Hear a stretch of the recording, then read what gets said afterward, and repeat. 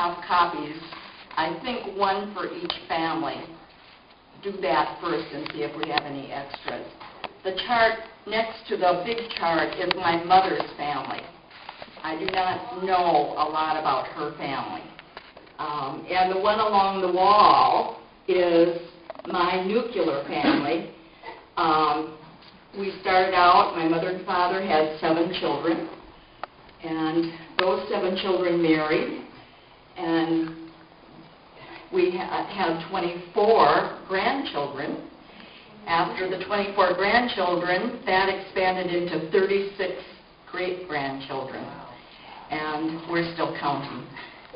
So that's what that chart's on. And I need to apologize to Harry, because when David did that at the last minute, that was sort of a last-minute thought. He put Frank, we're supposedly in chronological order, and he put Frank before Harry. He's smarter than I was. Well, no, I just said that Frank was more mature. That's true. Okay, well, here we go. So I really believe that we're all here today because of the vision and the bravery of our forefathers. This is our story as I know it, and it begins with my paternal grandfather, who first arrived in San Francisco in 1888. My information came from 3 sources: family stories, interviews with relatives, and most recently, scanning immigration files that we found in the National Archives in San Bruno, California, near the San Francisco airport. The information gleaned from these sources may be incorrect because unfair, draconian, anti-Chinese laws were so restrictive that immigrants found ways to circumvent them. They were willing to risk anything in order to accomplish their dreams. As a result, family secrets or false stories told to immigration officials often remained hidden for fear of reprisal or worse, deportation. The Chinese communities came to accept the telling of these lies as justified, but their secretiveness reflected the embarrassment or shame often felt and carried on for generations. I grew up seeing pictures of these 2 men on our living room wall. There was my grandfather, who died before I was born, and also my father, who died when I was 17 months old. I had no memories of either of them, so to me they were only pictures on the wall. As I became a parent and then a grandparent, the desire to know who they were and where they came from grew stronger. There were 7 children in my family. In this picture taken in 1937, my siblings and I are lined up according to age, with me at the end. I always wondered where my father grew up and how I happened to end up in Beloit, Wisconsin. China was so far away, across the great Pacific Ocean. And as a child, I was told that China was on the other side of the world. So, if I dug a hole deep enough, I could get to China. I had heard that our family lived in a village in southern China called Mengdi, near Taishan, in the province of Guangdong, near Hong Kong. Most of the first immigrants to America came from this area, and that map up there indicates that early on, like 80 to 90% of the immigrants to America were from this very region. And Harry has a book which has another map that tells even more recently how most of the immigrants came from that area.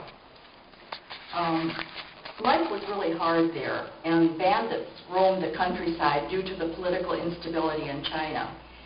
With the discovery of gold and the building of the Transcontinental Railroad, work was available in America, but life was made very, very difficult for these Chinese immigrants with the passage of the Chinese Exclusion Acts of 1882 and 1884.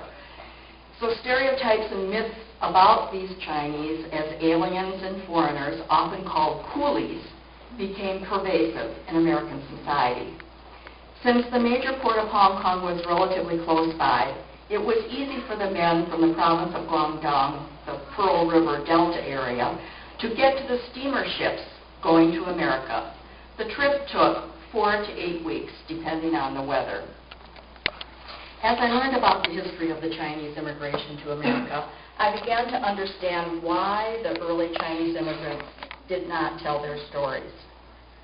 So, of course, my desire to know more about my family's history went on, but it waxed and waned over the last 70 years.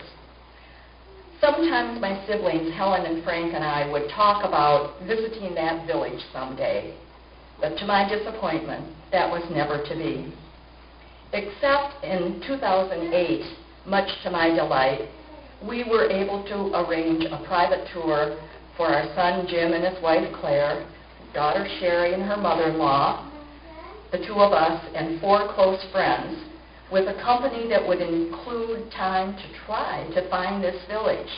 I had the name of our village and its approximate location written in Chinese characters, but everywhere and anyone I had ever previously asked said they couldn't locate it or it no longer existed. The national guide who was assigned to be with us the entire trip had a plan. We would drive nearer to where we thought the village was, have our local guide, who spoke the dialect, ask the oldest person we could find on the street if they knew of a village named Mongdi, and if so, where it was. Finally, we were directed to a motorcycle taxi driver who said he knew of this village and could lead us there.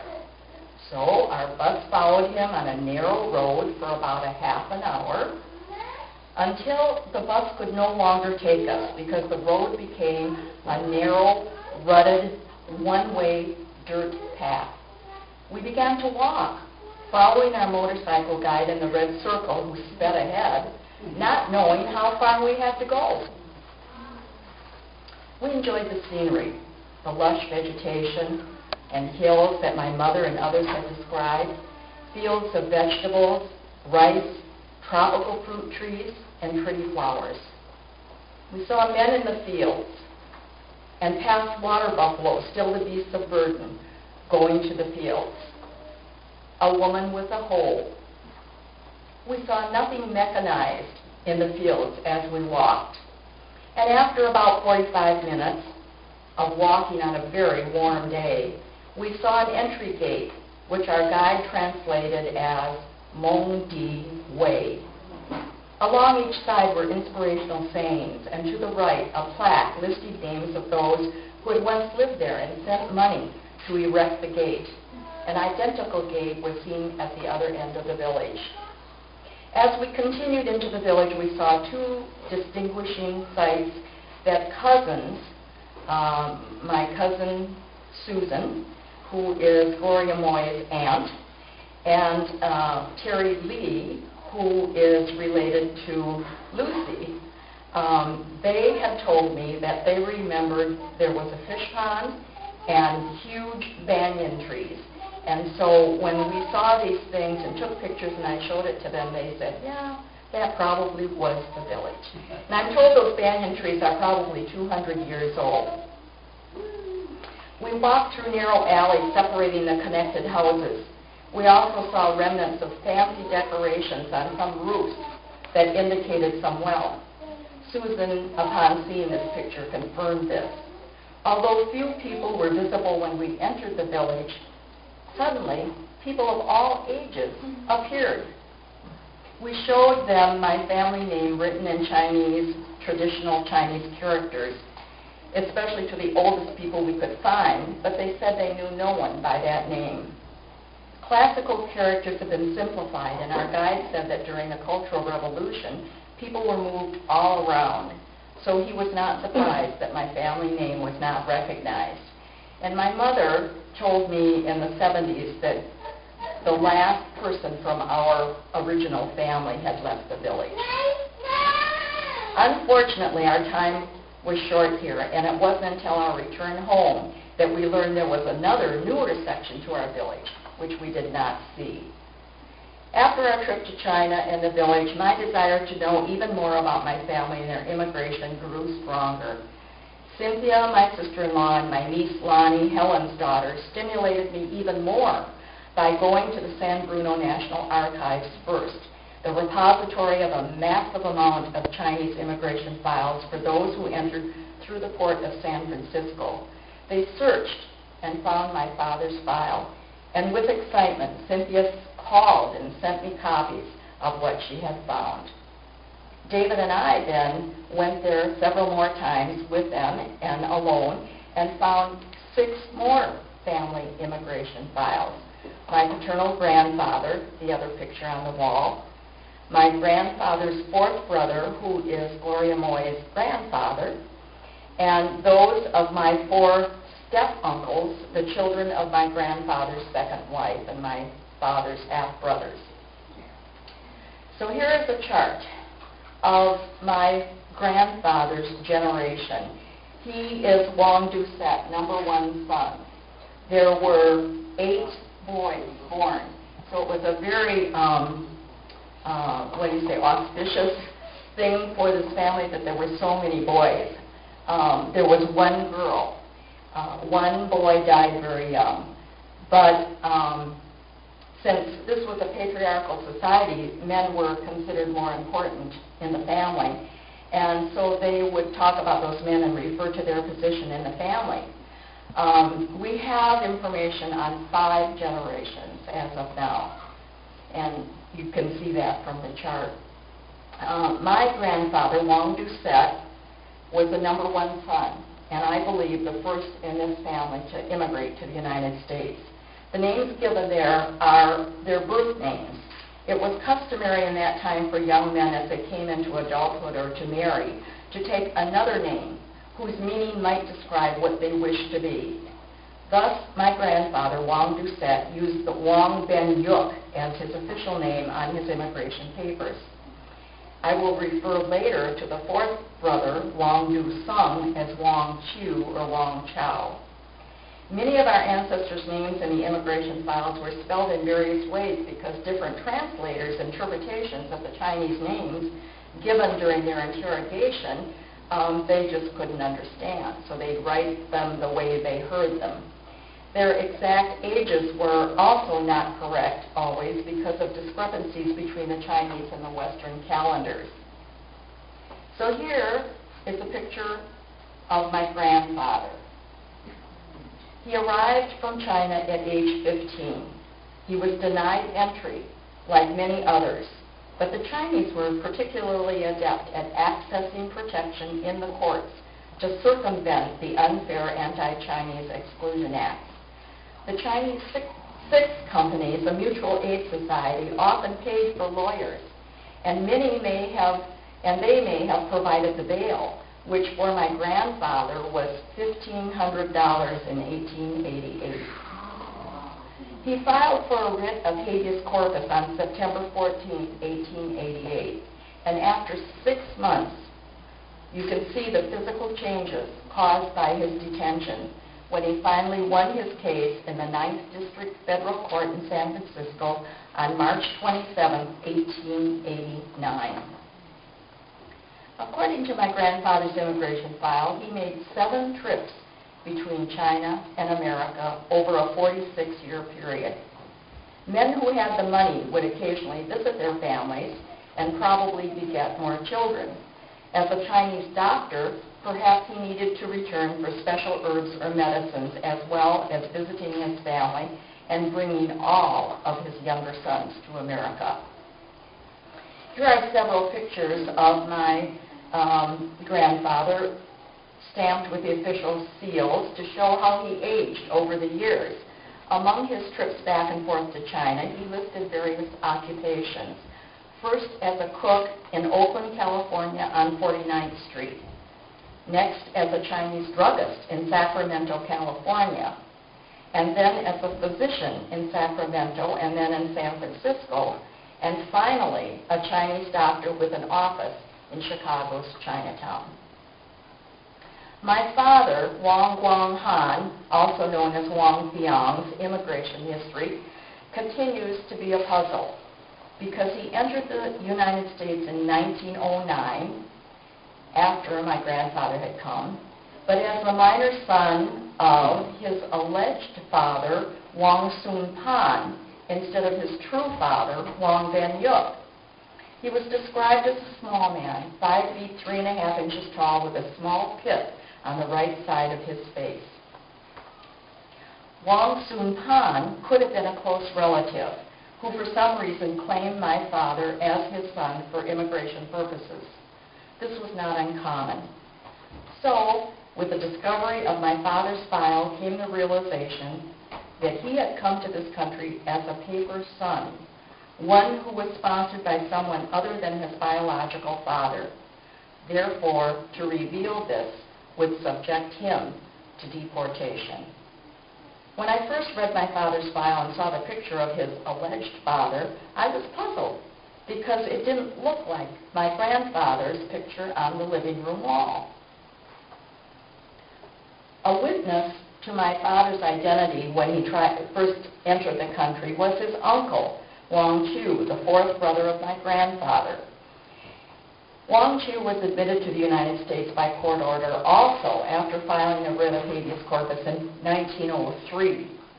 By claiming they were born in San Francisco, taken back to China as children, and were now returning as American citizens, many Chinese men sponsored and brought their sons to the United States, as these two men did. My father, Wong Fiang, was in custody for 11 days before he was admitted to the United States. Wong Chu was close in age to my father and was ultimately a business partner in the restaurant in Beloit and also in real estate in Hong Kong. He brought his sons to work in the family restaurant, one of whom is Gloria's father and her uncle. And I have heard many stories describing how Wong Chu's family had close connections to our family over the years. Exactly where my father was working from 1909 to 1913, I'm not sure. But one day, Cynthia, David, and I went and took pictures of some of the addresses in San Francisco's Chinatown found in the immigration file. They may have been where he worked, where he lived, or where he had official documents sent. I believe many are still the same buildings with different owners and businesses.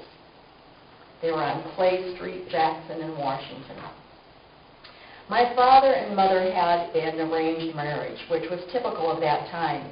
He returned to Mongdi to marry Yi Shi Gok in 1913. Here is my parents' formal wedding portrait.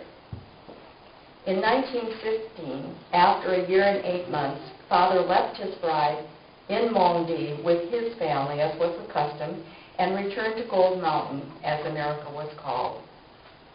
In 1916, we know my father was working in this San Francisco home as a household servant because in his file is a copy of an interview with him at this address by immigration officials wanting to question him about one of his immigration brothers.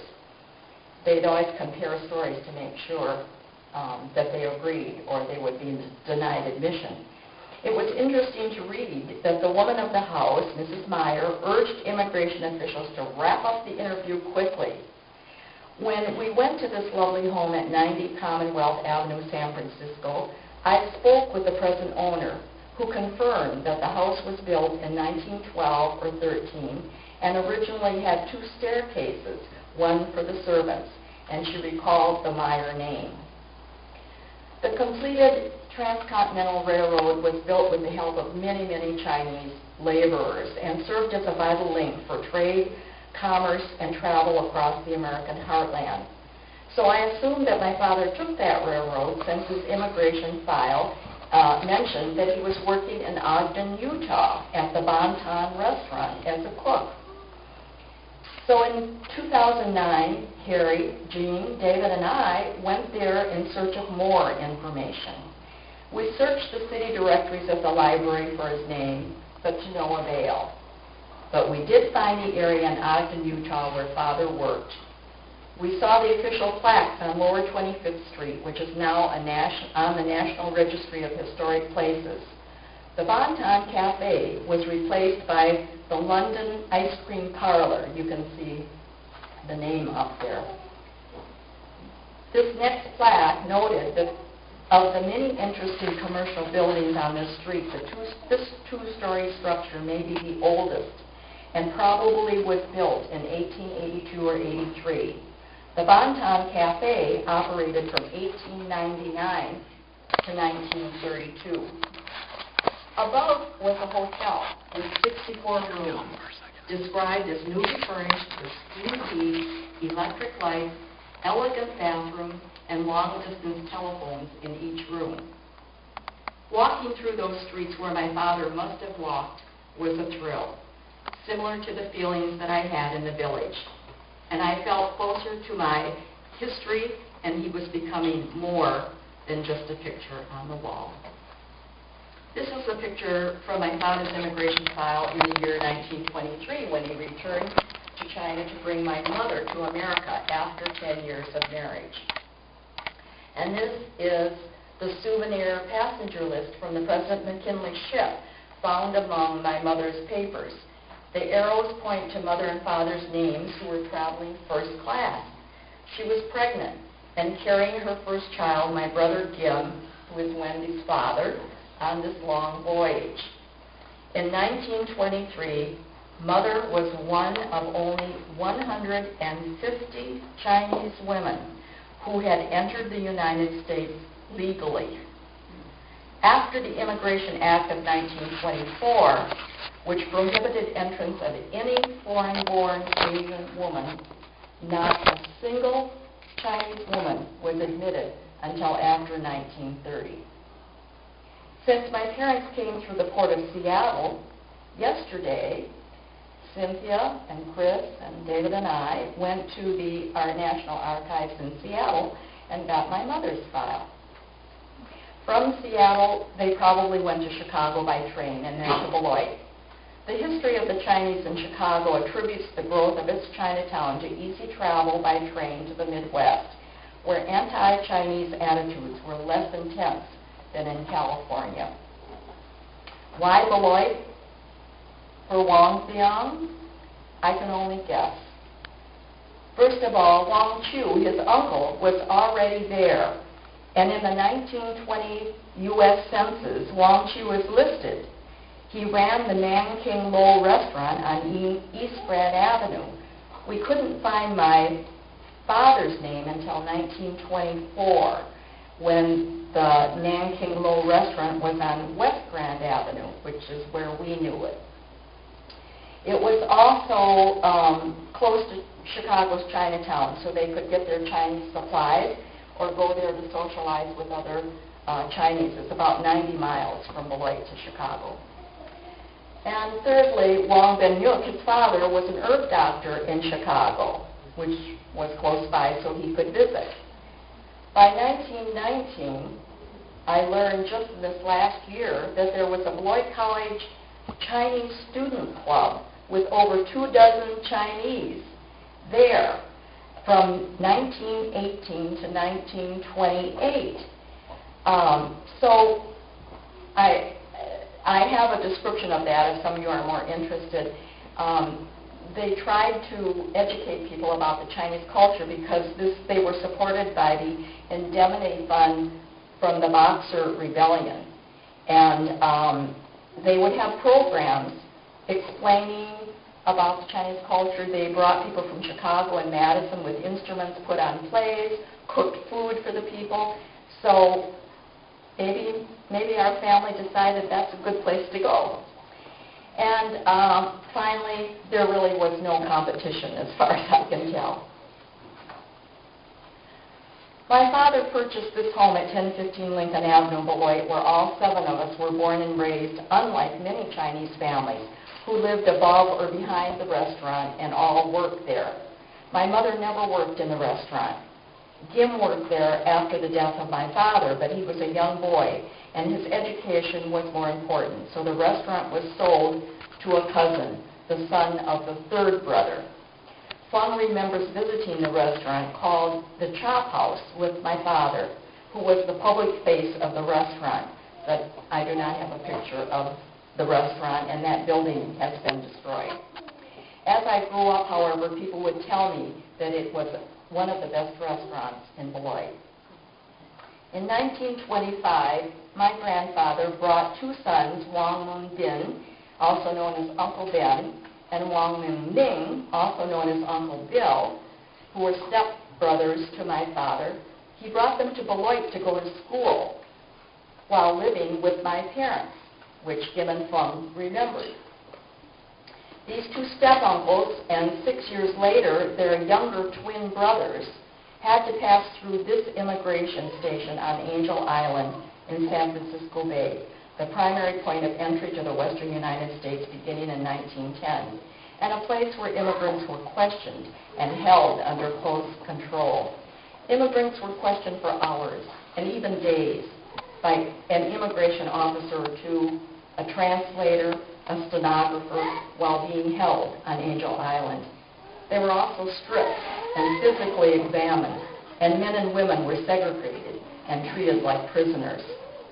Angel Island in San Francisco Bay has become a museum which documents the harsh questioning conditions and separation of families.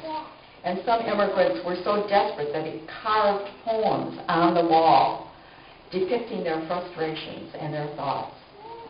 This museum is worthwhile visiting and would help you understand the plight of many in our family. In this picture taken in 1928, we see grandfather with mother and father. Mother was pregnant probably with her third son, George, that some of you Skyped with, and he really wanted to be here. But she was also raising these children as well as her two step-brother-in-laws, Ben and Nin. Grandfather came to Beloit often, I was told, to escape the Chicago heat and also to teach Gim and Fung Chinese. It was in 1931 that grandfather brought his youngest sons, 9-year-old twins, to this country. I interviewed one of these twins, Uncle Bob, in Chicago in 1999. And it was he who gave me my grandfather's immigration name. After prolonged questioning by immigration authorities, they were denied entrance because their answers did not agree with those given by their two older brothers and their father. After 47 pages of questions and testimony, which I have in their file, my Uncle Bob's file on page 46 read, quote, "There are many other discrepancies and contradictions. The applicants in these cases made a very poor showing, even when full consideration is given to their tender age. I do not believe that many of the discrepancies, some of which have been enumerated, should exist if the applicants were of the claimed relationship. Consideration of all the evidence presented and adduced in these cases convinced me that the claimed relationship has not been reasonably established and that the burden of proof has not been sustained as required by Section 25 of the Immigration Act of 1924. I therefore move that these applicants be denied admission to the United States and deported to the country whence they came," unquote. The chairman and two other inspectors concurred, and my uncles were advised that an appeal could be made but had to be done in 5 days. Lawyers were hired to represent the twins, and during the appeal, my grandfather presented this photo from the immigration file as Exhibit A, which shows my mother, Yishi, with her mother-in-law, who has her twins on her lap, and my father's stepbrothers and sister. According to custom, my mother was left with her mother-in-law after her marriage and was to do her bidding, which included taking care of these young boys. Thus, these 9-year-old twins were held in detention for 44 days, which must have been frightening for such young boys. But on October 29, 1931, they won their appeal and were duly admitted to the United States. Therefore, all of my grandfather's living sons did come to the United States. Having learned the date and place of my grandfather's death, we obtained his death certificate. He died at age 60 of chronic nephritis in San Francisco in 1934 while waiting for permission to return to China with 3 of his sons after the accidental death of the other twin, Wong Reunion, in Chicago. 2 of his sons then returned to China, accompanying his remains, which were taken to the village for burial. Most of the sojourners, as they were called, wanted to be buried back home, and in many cases, only their bones were taken back for burial. But Fung remembers this time, my oldest sister, and Susan Toy also, the youngest daughter of the 4th brother, who was in Hong Kong, recalls being taken to the village for my grandfather's funeral. So this has been a long and interesting journey for me. And where it will end, I don't know. But I will never forget where I came from and how I became who I am. So that my hope is that this presentation will further stimulate your curiosity and interest, and that you will never, ever forget what our ancestors endured, so that their hopes and dreams could be fulfilled, enabling generations of Wongs to live a good life and make significant contributions to the American society.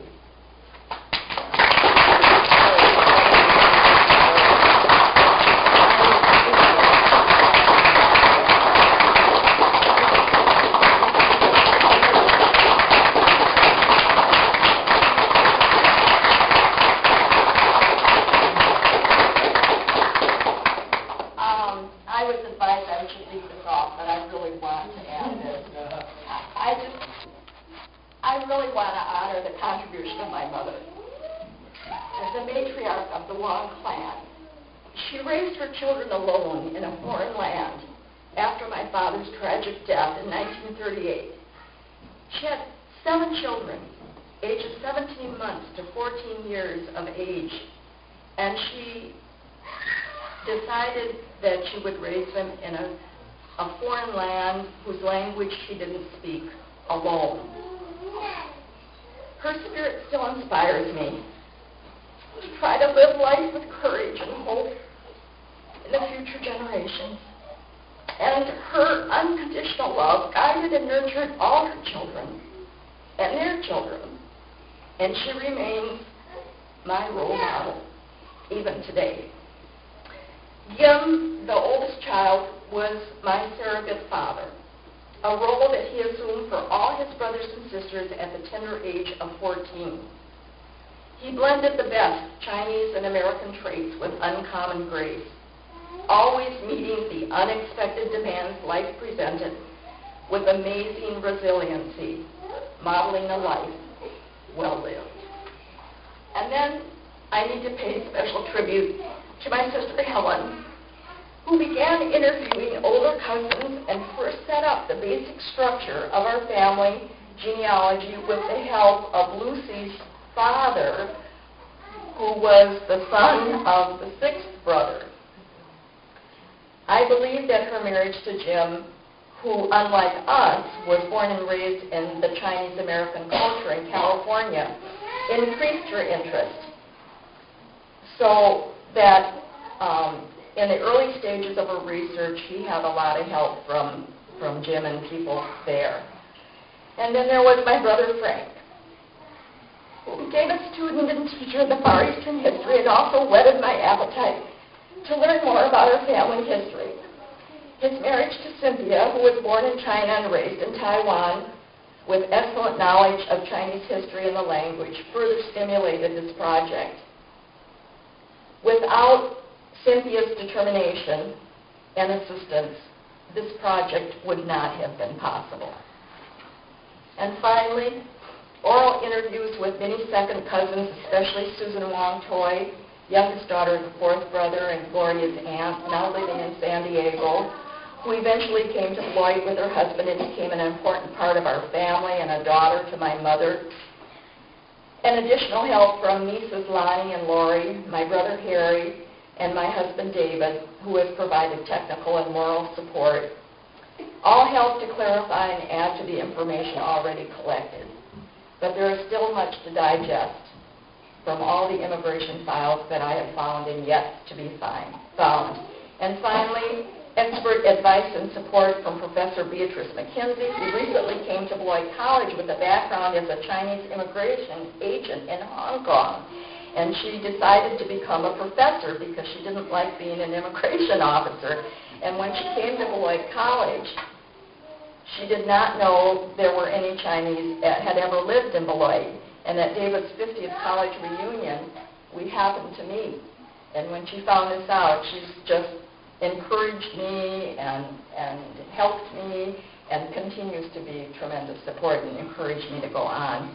And finally, my gratitude to Wong, my oldest sister, who helped raise all her younger brothers and sisters, and George, the third child who worked as a teenager to help support the family.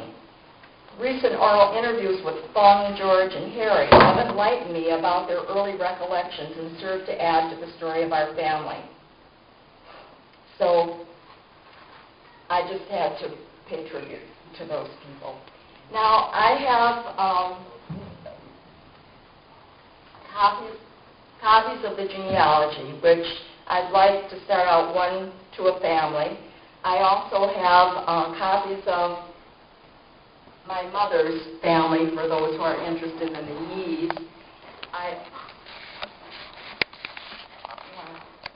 Someone want to pass those out?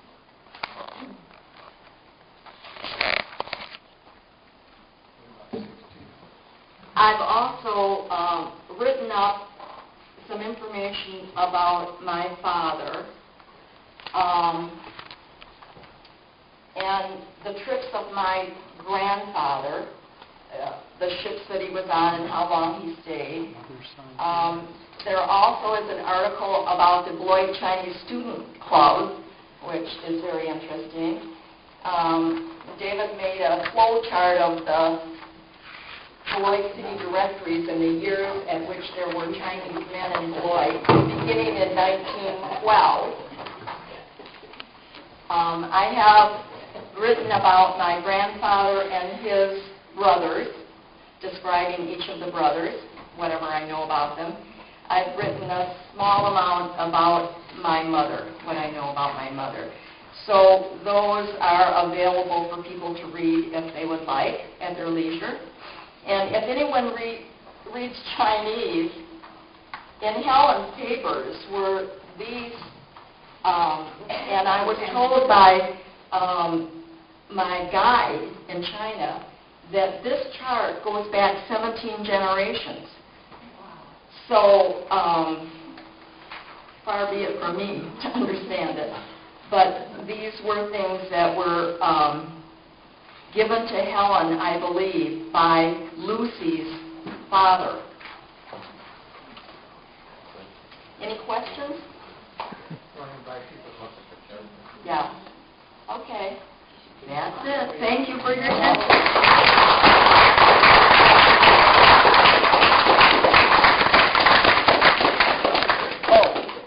All right.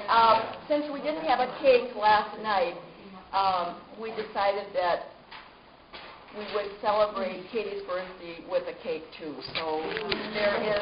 It has to be retrieved. It's ice cream cake, so we'll see if it's still. Well, another 2 minutes to retrieve the children in the cake. and then we'll go back to the better part of the program. Mary, yeah, this is the hard part. Yes. Okay, well done. Really well done. So, I don't want